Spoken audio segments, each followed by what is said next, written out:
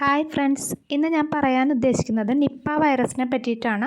ഈ സബ്ജക്റ്റ് പറയാൻ കാരണം കോഴിക്കോട് ചികിത്സയിലുള്ള കുട്ടിക്ക് നിപ്പ സ്ഥിരീകരിക്കുകയും വേറെ ഒരാൾ നിരീക്ഷണത്തിലായ സാഹചര്യത്തിൽ ഈ അസുഖത്തിൻ്റെ അപകട സാധ്യത നാം എല്ലാവരും അറിഞ്ഞിരിക്കേണ്ടത് അത്യന്താപേക്ഷിതമാണെന്ന ഒരു ചിന്ത ഉണ്ടായി. അപ്പോൾ അതുകൊണ്ടാണ് ഈ വീഡിയോ എടുക്കാൻ തന്നെ കാരണം.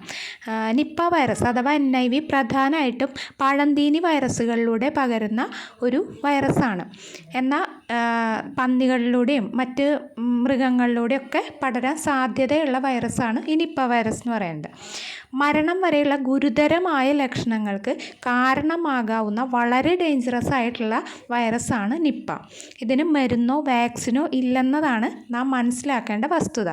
ഇത് തന്നെയാണ് ഈ അസുഖത്തിൻ്റെ ഭീകരതയെ വ്യക്തമാക്കുന്നത്. നിപ്പ വൈറസ് എന്നത് ഒരു സൂണോട്ടിക് വൈറസാണ്. അതായത് മൃഗങ്ങളിൽ നിന്നും മനുഷ്യരിലേക്ക് പകരുന്ന വൈറസാണ് നിപ്പ എന്ന് പറയുന്നത്. പിഗ്, ആട്, കുതിര, അതുപോലെ നായ, പൂച്ചകൾ എന്നിവയിലൂടെ എല്ലാം ഈ വൈറസ് സ്പ്രെഡാവും. അതുകൊണ്ട് തന്നെ രോഗം ബാധിച്ച മൃഗത്തിൻ്റെ ശരീരസ്രവങ്ങളുമായി നാം സമ്പർക്കത്തിൽ വന്നാൽ നിഷ്പ്രയാസം നമ്മളിലേക്ക് ഈ അസുഖം വരാം. അതായത് മൃഗങ്ങളെ പരിചരിക്കുമ്പോഴൊക്കെയാണ് ഇതിനുള്ള സാധ്യത കൂടുതൽ. അതുപോലെ തന്നെ രോഗബാധിതയായ വ്യക്തികളിൽ നിന്നും മറ്റൊരു വ്യക്തികളിലേക്കും ശരീരസ്രവങ്ങൾ വഴി ഈ അസുഖം എത്തിപ്പെടാം. അതായത് ചുമയ്ക്കുക, തുമ്മുക എന്നിവ വഴി അതിൻ്റെ ഡ്രോപ്ലെറ്റ്സുകൾ അതിൽ വൈറസ് ഉണ്ടായിരിക്കും. അതിലൂടെ നമ്മളിലേക്ക് അത് എത്തിപ്പെടും. മാസ്ക് വയ്ക്കുക, പ്രത്യേകിച്ചും N95 അതൊരു വലിയ പ്രൊട്ടക്ഷൻ നമുക്ക് നൽകുന്നതാണ്. മാത്രമല്ല നാം പ്രത്യേകിച്ച് അതായത് ആരോഗ്യ പ്രവർത്തകർ ഇടയ്ക്കിടെ സോപ്പ് ഉപയോഗിച്ച് കൈ വൃത്തിയാക്കുന്നത് നല്ലതാണ്. എല്ലാവരും കയ്യിൽ ഒരു സാനിറ്റൈസർ കരുതി വയ്ക്കുന്നത് പ്രൊട്ടക്ഷനാണ്. അതുപോലെ തന്നെ RT-PCR എന്ന് പറഞ്ഞ ടെസ്റ്റാണ് ഇതിന് രോഗനിർണയം നടത്താൻ ഹെൽപ്പ് ചെയ്യുന്ന ടെസ്റ്റാണ് RT-PCR എന്ന് പറയുന്നത്. അത് മെയിനായിട്ട് ചെയ്യേണ്ടത് തൊണ്ടയിലെ സ്രവം അല്ലെങ്കിൽ CSF, സെറിബ്രോസ്പൈനൽ ദ്രാവകം, അതുപോലെ യൂറിൻ, മൂത്രം, അതുപോലെ രക്തസാമ്പിൾ എന്നിവയിലൂടെയൊക്കെ നമുക്ക് രോഗനിർണയം നടത്താൻ സഹായിക്കും.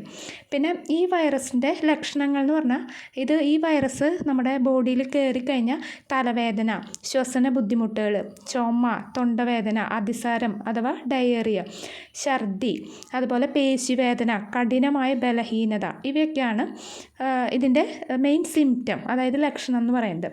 വൈറസ് ബാധയേറ്റ് 4 മുതൽ 14 ദിവസത്തിനുള്ളിൽ രോഗലക്ഷണങ്ങൾ കണ്ടു തുടങ്ങും. ആദ്യം പനിയോ തലവേദനയോ ഉണ്ടാവുകയും പിന്നീട് ചുമ, ശ്വസിക്കാൻ ബുദ്ധിമുട്ട് തുടങ്ങിയവ ഉണ്ടാകുന്നു.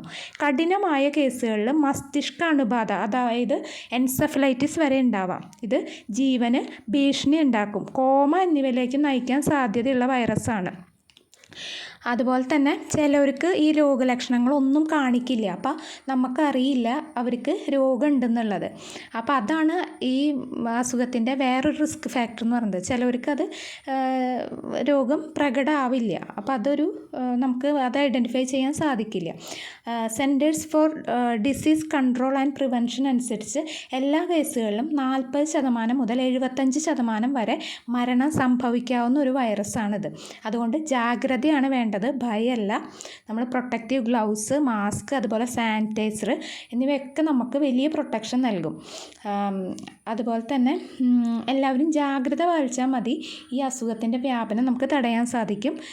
ഐക്യമത്യം മഹാബലം എന്ന് പറഞ്ഞ പോലെ നമുക്ക് ഒരുമിച്ച് ഈ വൈറസിനെ തോൽപ്പിക്കാം. അതിനെല്ലാവരും പ്രൊട്ടക്ഷൻ ചെയ്യണം.